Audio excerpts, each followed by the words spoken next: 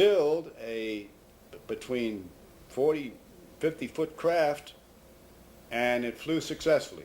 And we were shushed up. None of us could talk, and it was a wonderful experience, all paid for by the government. I have a picture of a Mercedes-Benz that the government paid for me to travel back and forth,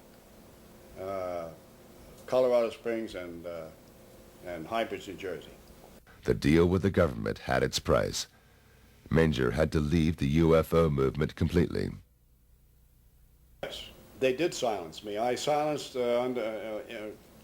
voluntarily because of national security, which was their biggest reason.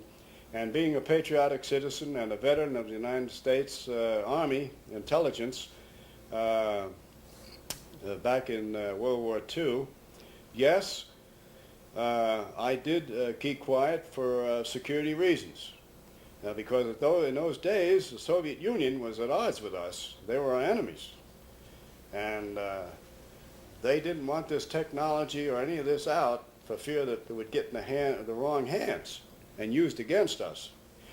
For a time there, we had to give it up entirely, any contacts with UFOs and Howard was gone so much of the time. He was involved with the government, which isn't it's very difficult for the family. I want to tell you, when you're dealing in intelligence work, it's very difficult for wife and family because your husband can't tell you exactly what he's doing or where he's going or when and if he's coming back.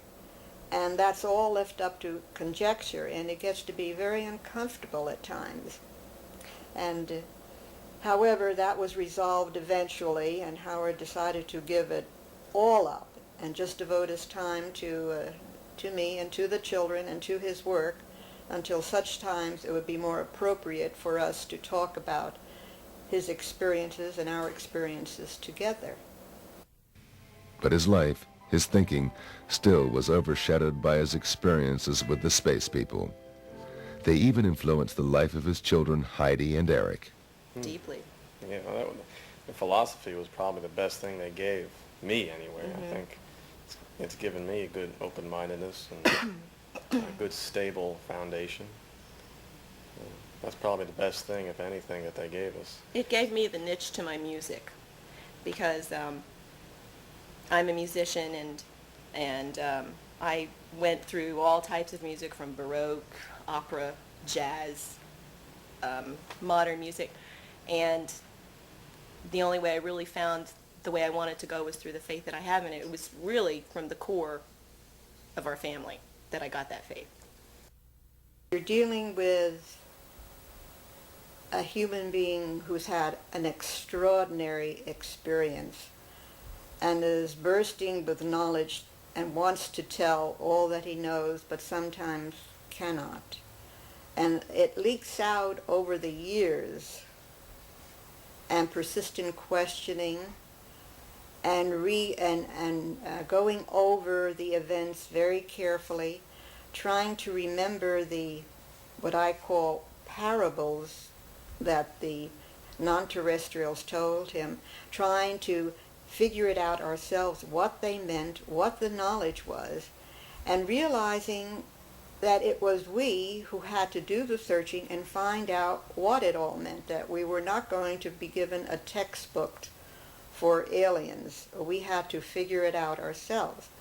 And when we finally did, we found out that we had it in us all the time because we've been seeded by our non-terrestrial ancestors.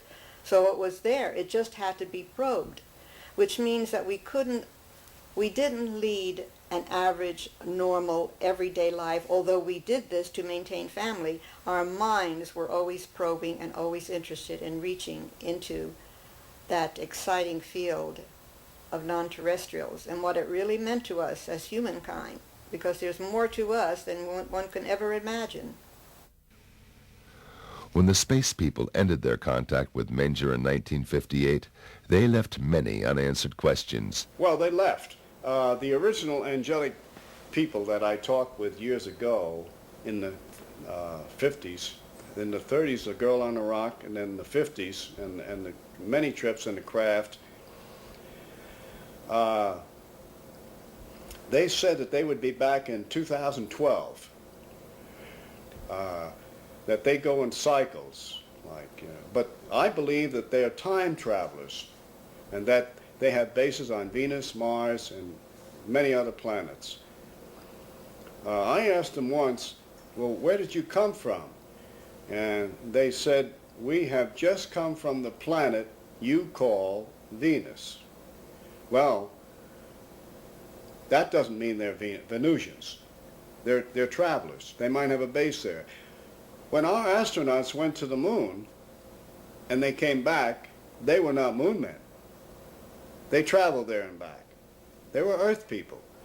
So who is to say where they come from? The one thing I'm sure is, almost sure, they don't come from this planet.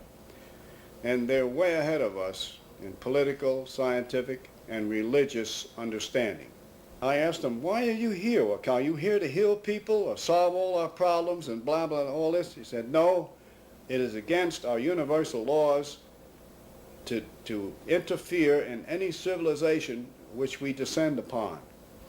Your record, your history shows that your advanced civilizations have advanced on lower civilizations and have destroyed them. They've been here thousands of years ago when there was oceans where there is now land, and where there was then land, there are now oceans.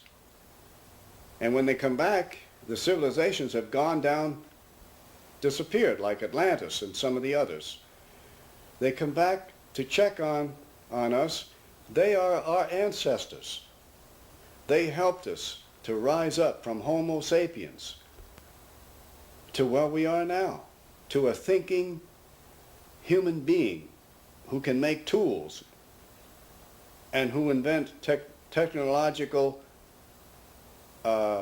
things to help humans live a better life.